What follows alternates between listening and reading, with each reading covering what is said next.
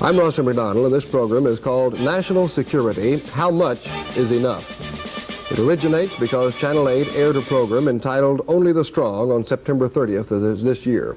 An organization known as Clergy and Laity Concerned took issue with this program and asked for a chance to rebut the issues presented by the documentary. Only the Strong dealt with the balance of power between the United States and the Soviet Union. The program supported increased military spending for weapons to remain on a par with the Soviet Union. Clergy and Laity Concerned is a nonpartisan, non-governmental peace organization. It's allied with the Dallas Peace Committee. In efforts to inform the public about national issues as they see them, Channel 8 agreed to broadcast a debate between two speakers. One side speaking for increased military preparedness, the other side speaking against increased spending for national weapons systems. A few minutes ago, the two speakers drew lots to see who would speak first. Our speakers are Mrs. Phyllis Schlafly, a student of American government and the author of A Choice, Not an Echo, and the co-author of The Gravediggers, a book opposing unilateral disarmament. Also, Strike from Space and The Betrayers. Currently, she publishes the monthly Phyllis Schlafly Report.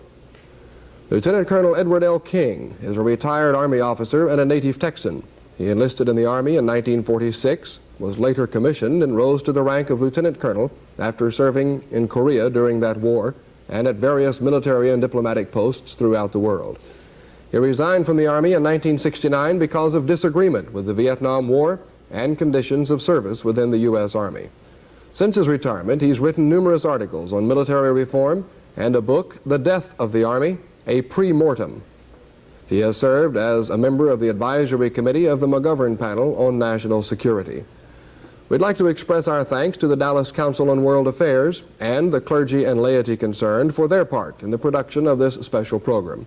These two organizations also invited friends and members of their groups to attend the videotaping of this program in our studio. We'll adhere to formal procedures ensuring each side equal time. And according to the drawing, Mrs. Schlafly will speak first. She will have 5 minutes for her first formal presentation, and you may begin. In this wonderful country we call America, we've built a system which is the marvel of all world history. Not only have we given more individual freedom of speech and religion and press to more people, but we've also given them more prosperity, better homes, better food, and more of the good things of life than any other country in history. I wish that other countries would imitate our system so they too could enjoy these benefits. But unfortunately, we have to deal with the world as it is and not the way we'd like it to be. Just as there are bad guys in our cities who want to get rich quick by turning to crime instead of hard work, so there are international criminals who are envious of America and who want to conquer or destroy us so that they can control the world. The basic question for us is, are we going to sit by and let them do it? From the beginning of our country until the nuclear age, really our first line of defense was the great Atlantic and Pacific Oceans. These great friendly lakes protected our homeland from attack. Now these oceans are no longer friendly. Giant nuclear missiles have been built which can leap across the oceans in 30 minutes, raining fire and destruction on our cities. And Soviet submarines prowl our coasts carrying missiles which can kill millions of Americans. From the time the atomic age began in 1945 until recently, the United States had clear superiority over every other country, and so we were in no real danger. This is because the decisions were made under the Eisenhower administration to build the weapons that we need to defend America in the nuclear age. This is when all of our Minuteman missiles, our Polaris submarines, and our B-52 planes were ordered. President Eisenhower believed that our country should always be prepared for war, and his philosophy is best summed up in the great statement which is carved on the aircraft carrier which bears his name. Quote, "Until war is eliminated from international relations, unpreparedness for it is as criminal as war itself." End of quotation. These Eisenhower decisions and weapons were the reason why in 1962, when the Soviets put their missiles in Cuba, missiles that were capable of killing millions of Americans, we were able to force the Soviets to back down and take their missiles out of Cuba. And war was averted and lives were saved because we had the overwhelming nuclear superiority in 1962, and the Soviets knew we had it. Since that time, the Soviets have engaged in a gigantic arms buildup program that has no parallel in all world history. No nation has ever spent the money or made the effort to build weapons of such destruction before. The Soviets have passed us. They've not only equaled us, but passed us in these gigantic weapons. In the intercontinental ballistic missiles, the gigantic weapons that can cross the oceans in 30 minutes, they now have 3 for every 2 we have, and theirs are vastly more powerful. In Polaris-type submarines, they soon will have 3 for every 2 we have. They're 5 years ahead of us in an advanced strategic bomber. In anti-ballistic missile systems, they have 64, we have none. In space weapons, they have their FOBs, which can hit us with 0 warning, and we have none. In a civil defense shelter program, they have an extensive system, and we have none at all. Now, during the last 5 years, we have been in a weapons freeze. We have not added one single intercontinental ballistic missile to our force or one single nuclear submarine. We have simply not been building weapons, and you don't have to take my word for the fact that the Soviets have passed us up. It's all formalized in the SALT Treaty, an agreement that President Nixon signed in Moscow, which assured the Soviets a superiority of at least 3-2. The weapons the Soviets are building have only one usefulness: to destroy or blackmail the United States. Are we going to let them attain the massive superiority that will mean that they can treat us the way they treated Hungary and Czechoslovakia? I don't know about you, but I think that the United States is worth defending against any aggressor or any combination of aggressors. The question, how much do we need? I think the best answer to that is very simple.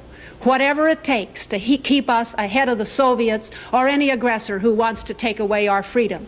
The first duty of government is to provide for the common defense, and the most urgent duty is to rebuild our strategic superiority so that we can defend the lives and freedoms of all American citizens. After all, the lives we save may be our own, and defense is our best weapon. That was the formal presentation of Mrs. Schlafly. Now we will have 4 minutes for cross-examination by Colonel King of Mrs. Schlafly. Well, I'd like to ask first, when she mentioned the presentation on we were going to be conquered or destroyed, I'd like to ask who she's referring to is going to conquer us or destroy us. Obviously, the only answer is the Soviet Union, because they have the weapons which are capable of doing this, which they've been building at such a rapid rate, and they have now passed us in the weapons that really count in the nuclear age. How are they going to conquer us and destroy us? With their weapons? With their nuclear weapons? Either by the use of their weapons or the threat of the use of their weapons. How will they destroy us with the threat of their weapons?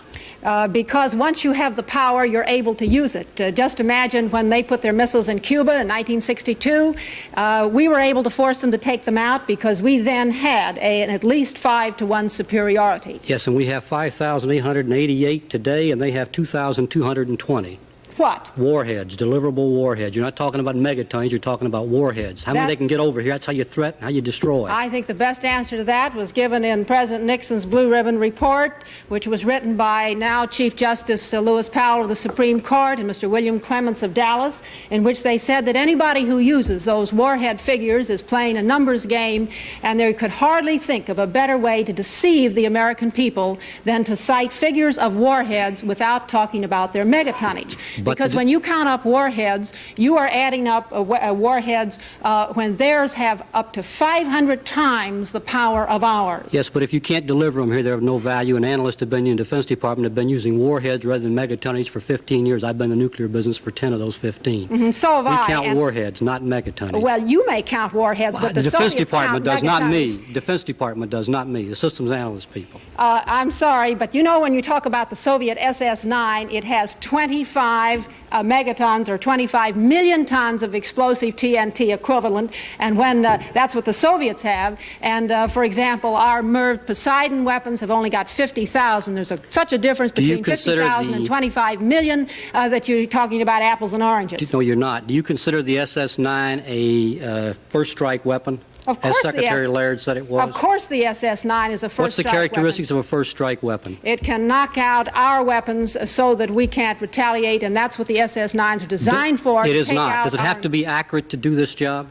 It's accurate enough. It is not. It cannot be delivered within 4 counties. It's the most inaccurate weapon in the Soviet inventory. Oh, the no, it's not nearly as inaccurate as our Polaris submarine weapons. In the Soviet inventory, it's the most inaccurate weapon of the bunch, and to be a counterstrike or first strike weapon, the key to it, and the systems analysts and the defense analysis people, is that it must be pinpoint accuracy. We have that in our ICBMs. We have that in our Poseidon, which are MIRV, which you did not bother to mention. On the contrary, we do not have the accuracy. And when Senator Buckley put his amendment in the fall of last year... I'd like to finish. I'm giving her a chance to say her. I'd like to say May I mine. please answer your question that you raised? Well, I haven't finished the question. That's my problem. Well, you can't use all my time asking the question. Let him finish the question, please.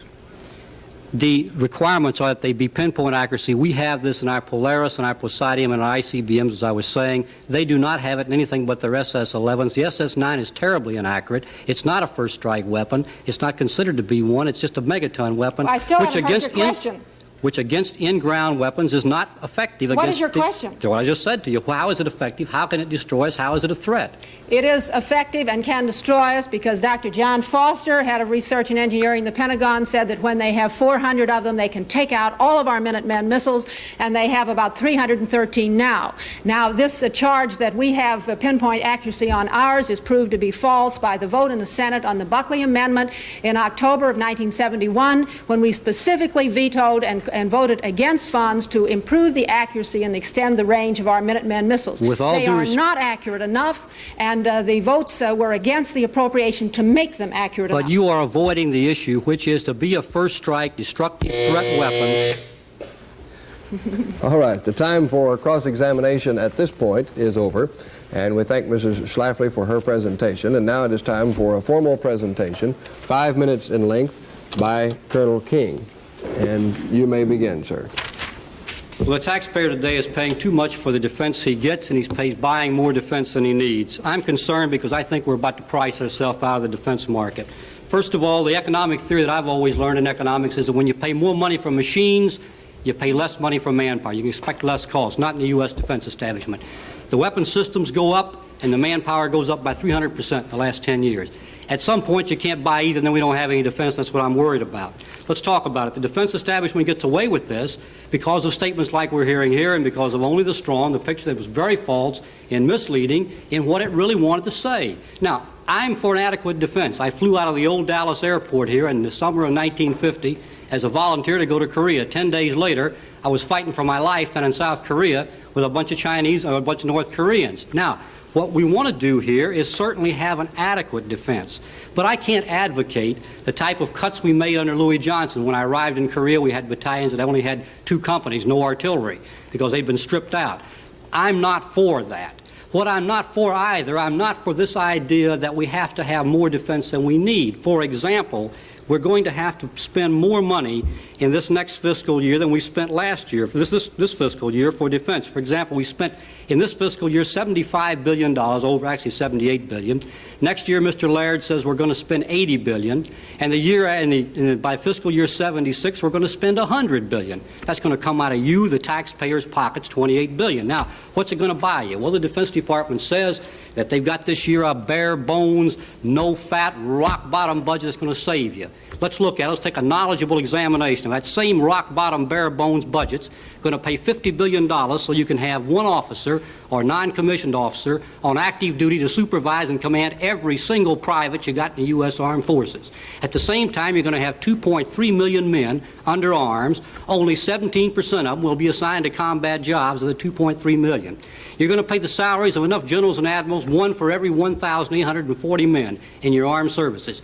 World War II, you had 1 for every 5,000. We won that war. In Vietnam today, you got 31 generals for 29,000 men. That's 1 for every 900. Usually lieutenant colonels command 1,000 men and up. You're going to pay for more colonels and Navy captains on active duty in this year's fiscal armed force at $30,000 each than you had in June of 1945. This year you got 2.3 million. In June of 1945 you had 12 million. You got more captains and Navy colonels and Army colonels today than you had in 1945. You're going to pay this year NATO $8 billion, and you're going to lose $1.8 billion in offset payments to the NATO allies to keep 319,000 men over there and 225,000 dependents to defend those NATO allies. In October 1963, President Eisenhower said, I think we ought to bring some of those troops home. Today you've got more of them there than you had in October 1963, and only 100,000, those 319,000 troops, are combat troops. You're paying $9 billion for 100,000 people to fight for you.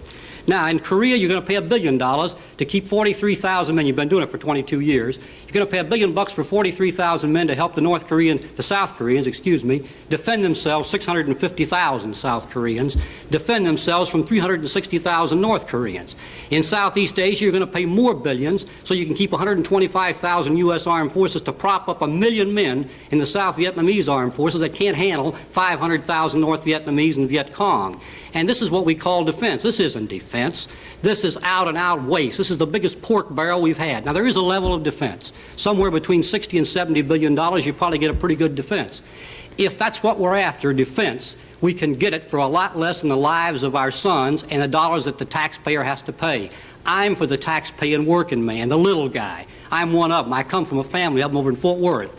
And we work hard for our money. We don't want it wasted. And about $12 billion every single year is being wasted in this defense budget, paying for excess people on active duty you don't need, buying weapon systems that are overly sophisticated and gold-plated that you cannot run half the time in combat that don't work. So you spend 2/3 of your manpower maintaining weapons that you can't use to fight with. This is the kind of defense budget we have. That's what we are doing with this. If we're setting up a defense budget to put people to work and put money in executives' pockets, then let's call it an economy program and quit kidding ourselves. It's defense. If we're after defense, we can buy it for a lot less than the Defense Department's been taking the American taxpayer for the past 20 years. Thank you very much. That was a formal presentation of Lieutenant Colonel King. And now it'll be time for cross-examination. If you would care to remain at the podium, Colonel King, then it'll be time for Mrs. Schlafly to cross-examine you and to see if she is able to get all of her question in before you answer. Go ahead. Colonel, are you willing for the United States to be second best to the Soviet Union in strategic weapons? No. The Soviet Union is not superior to us today. We outnumber them by 5,700 strategic weapons to their 2,220. Well, I think you better read the SALT I have treaty, read it. I'm very familiar and you know very well that it gives us 3-2 in Polaris submarines, and it gives the Soviets 3-2 over us in Polaris submarines and ICBMs. It means that we can deliver today on the Soviet Union 6,000 warheads, which will destroy every Soviet population center of over 100,000, 20 times over. What we're going to do under the Nixon administration is buy enough overkill so we can do it 40 times. It's like this. You got 2 guns. Right now you got 2 pistols. You can shoot them once and they're dead. You can put a second bullet into them and they're dead again. Nixon's going to buy you 2 more so you can put 2 more bullets into them and have 4 of them. I say let's just kill them once. All right, there's no proof of that whatsoever. There is proof of that. The second question, are you willing for the United States to be second best to the Soviet Union in defensive weapons, such as ABM and civil defense? No, I am not, but the ABM system has no value. We've known this in the military for at least 8 years. The ABM system they have around Moscow, here's how it works. One Poseidon submarine stands off in the Atlantic. It's got 14 MIRV missiles aboard. Each one of those MIRV missiles carries 7 warheads. You didn't count that, incidentally. That gives you 4,000 warheads in those Poseidon submarines. That submarine fires the first ripple of 4, and the ABM system around Moscow is gone. The second ripple of 4 takes out Moscow, and the third ripple of 4 takes the rest of some other cities Colonel, do out. you believe every individual in a nation has the inalienable right of self-defense? I most certainly do, but I don't believe we should bankrupt the domestic economy of the United States buying overkill and Well, why do you want to deprive the people of Dallas and the other cities of our right of self-defense by having a system which can shoot down Soviet missiles? Well, I can't deprive anyone of anything. They vote for what they want. Well, However, Senator I'm trying to McGovern say the voted opposite. against it, and you support Senator McGovern. Well, they voted for what they wanted, Senator McGovern. I'm trying to point the opposite out, which is we have over 5,000 warheads yes, but we right don't now. have any defense. Now, stick to the question. Let me finish my answer. But my answer is on the ABM. But you're interrupting my answer. We have 5,700 warheads today. That's twice what the Soviets have. By fiscal year 77, we'll have 9,000. They'll have 4,000 under the present SALT agreements, and you know that as well as I do. What do you think that President Johnson said that he wanted an ABM system which would defend 20 metropolitan centers and which would save 100 million lives? Sure, do it's you a think pork 100 barrel. million lives are worth saving? It doesn't save 100 million lives. They can stand off and do the same thing to us we can do to them. We They can't know it. because we don't See, have you any people don't ABM and they have understand an that nuclear ABM. deterrence is not how many missiles or warheads you got. It's whether or not you can destroy the other side. And we've both got that. We've had it for 10 years. Oh, Look, we don't. And anyway, it isn't we most whether certainly you think do. You so think or I 5,000 think so, weapons is because not the enough to Soviet- destroy the Soviet Union? That's right, it isn't. And It isn't? It isn't? No. It takes, my nuclear training told me it only takes 400. Well, you had the wrong people. Now, Well, I Dr. graduated in the Defense Corps. So I don't Dr. know. Teller They're teaching the told wrong me that things in the we can Department only of kill a Defense. very few number of people. And anyway, it doesn't matter what Well, you we or can I kill. think. We can kill because- over Colonel- 200 million in the Colonel, first exchange. Excuse me, Colonel. I think she's trying to get you to address yourself specifically to defense system. Do you That's what I think favor? of addressing the numbers of missiles, which is what we're doing. No, Well, the defense all right. system is the ABM. Yeah, specifically a Now, the defense. Soviet I Civil discussed Defense the ABM. Handbook. I said the ABM system around Moscow, the Galley system, is militarily ineffective. Well, that's what you think. That's what the But after all, military the point- DIA people say. I don't say that. That's what Defense Intelligence has said for 5 years. The American people aren't told But that the real because we want point to is build what an do the ABM. Soviets think? And the Soviet The Civil Soviets Defense Handbook know that- estimates listen. that we can only kill 6% of the Soviet people. The Soviets know that their ABM system's no good, and they know if They we don't build know one, that at ours all. isn't going to be any good. Yes, they do. The DIA's been saying this for 5. I read the surveys in JCS. I spent 3 years in the JCS, and I read those. Well, have you read the Soviet Civil Defense Handbook? No, I haven't read the Soviet All right, well, Civil they Defense estimate that we can only But I'm not kill talking about 6% civil of their defense. people. I'm talking about ABM systems, which is what you asked the That's question. part of the defense. And you cannot use the ABM as ineffective. We build one, they'll wipe ours But out the like point we is will what theirs. they think. Now, let me ask you Well, another they think it's question. ineffective, is what I'm saying. Okay, we're out of time for this cross-examination. And now the format calls for us to move to rebuttals, which we've heard some of already, but it is now time for a formal rebuttal. And this first rebuttal will be given by Mrs. Schlafly. We're all against waste and spending, and in my book, Strike from Space, in 1965, I called attention to the greatest example of defense waste in the history of federal spending. But really, Colonel King and those who oppose defense spending remind me of the fellow who thinks he's been cheated because his house doesn't burn down and he doesn't get a chance to collect on his fire insurance.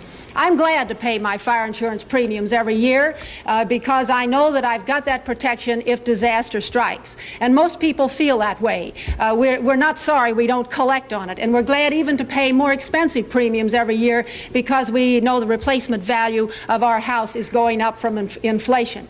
We live in the wealthiest country in the world, and today we're only spending less than 8% of our gross national product on defense. Meanwhile, the Soviets are spending 35% of their gross national product on weapons to destroy us. And Colonel King never addressed himself to the question of what we are going to do to protect our country against the Soviet missile threat. The idea of relying on treaties is a very foolish one, and I think when Hitler went to Munich in the 1930s and came back and told us he was going to give us peace in our time, it's an example of great folly. Everybody knows that the Soviets have broken every treaty they ever made except their treaty with Hitler. You don't have to go back very far, just go back as far as 1968. When the Soviets planned for 6 months a massive invasion of Czechoslovakia. 17 days before their attack was scheduled, they made a treaty of peace and friendship with the Czechs, and then they marched in with 650,000 troops. History proves that reliance on treaties is very dangerous. History also proves that aggressors strike when they think they can win cheap and easy victories against nations which are weak or poorly defended. Hitler moved when he thought he could win such a victory in Europe. We made a terrible mistake when we paid no attention to what Hitler said in Mein Kampf about his plans for world conquest, and I hope we won't make the same mistake because Khrushchev has told us very plainly that he planned to bury us, and although Khrushchev is now dead, his weapons program lives on. It lives on in Brezhnev, who has said that he is going forward with every category of weapons not covered by the missile assault agreements, and they are building these weapons which are now capable of killing 150 million lives. Do you want to protect ourselves against this threat? Are you willing to spend part of what you make in order to make sure that you and your children can live out our lives in this great, wonderful land we call America? This is the overwhelming question before our country. The little bit that we're spending on defense today is a small part of what we paid during World War II when we had to tighten our belts a little bit, but it really didn't cause any great disaster on the home front in an economic way. The Soviet missile threat and their tremendous force, which is now superior than ours, calls for urgent action to rebuild our nuclear superiority so that we will be able to have the weapons to protect ourselves against any aggressor or any combination of aggressors. Thank you very much. And that was the rebuttal by Mrs. Schlafly. And now we will have a 3-minute and 15-second rebuttal by Colonel King. Go ahead. Well, Mrs. Schlafly made a statement that I was against. We were all opposed to defense. I'm not opposed to defense. I am for an adequate defense of the United States. I am opposed to excess defense, which is wasteful. I am for protecting the United States. She said we can pay any cost to protect us. I believe we should pay any cost that's reasonable and makes sense to protect ourselves. It's like the fire insurance policy she talked about. If you can afford to have all the coverage, you do. But sometimes you can't afford it. We are first in the world in defense, despite what Mrs. Schlafly has said. We're number 1. However, we're number 14th in infant mortality. We're number 5th in steel production. We're number 9th right now in education throughout the world, in numbers of literacy people. That's part of the defense as well as dollars you spend for thousands of nuclear warheads you don't need. Now, if we're going to, she says that the Soviets are now superior in missiles. They are not. We outnumber them 2-to-1 in missiles and deliverable warheads. We are merved and they are not, and they will not be for at least 5 years, and so that gives us about a 3,000 superiority over their deliverable warheads. We're helping to build enough weapons. We have enough weapons right now to destroy the Soviet Union 20 times over. We're going to build enough as we go along to stay ahead of them, but we shouldn't build more than we need. We should not build a Trident submarine that we don't need yet. We should not build a B-1 bomber that we have no use for yet and spend billions on doing that so defense industry can make money and we don't really have to use it for defense. When the time comes that we have to build it, we have plenty of time to do it. Now, I'm for adequate defense. I'm also for the American people. And I think the American people need to quit being scared by Munich and all the rest of these bugaboos that we drag up about sudden attack. Do you know that our tactical plans in Europe envision that we're going to have 30 days before we start fighting there? I've worked on those plans, I know. Now, if we have that kind of assurance, then we don't have to have the kind of overkill stationed in Europe that we have today. Do you know we have 7,000 tactical nuclear weapons in Europe that she hasn't even counted? Do you know that we have 475,000 attack bombers in Europe, plus 144 more in the Mediterranean that they haven't even counted, and only the strong? None of these things come out. We have the ability. We are number 1 in striker capability and in defense, but we're way back in our domestic society. Now, we want to keep America free, and we want to defend America, but at the same time, we want to provide a society in which freedom can exist, and we won't do that by bankrupting ourselves, buying excess weapons, and putting more people in our armed services so we have more generals than we have privates. We won't do that, and that's not defense. What is defense is a hard, lean, muscled force that can fight. I've seen them, I've fought in them, and that's what I'm for. And I want to defend this country as much as anyone, but I don't want to waste one dime of the tax-paying American people's money. I don't want to take one dime away from American children or American poor who are hungry when we don't have to. And that's where this defense money is going. You say, we spend so little on defense. 80 billion. 80 billion is more than 60% of the federal dollar every year. In closing, I'd like to define a term you heard used a number of times in this debate, MIRV. That stands for Multiple Independently Targeted Reentry Vehicle, which means several warheads on one missile.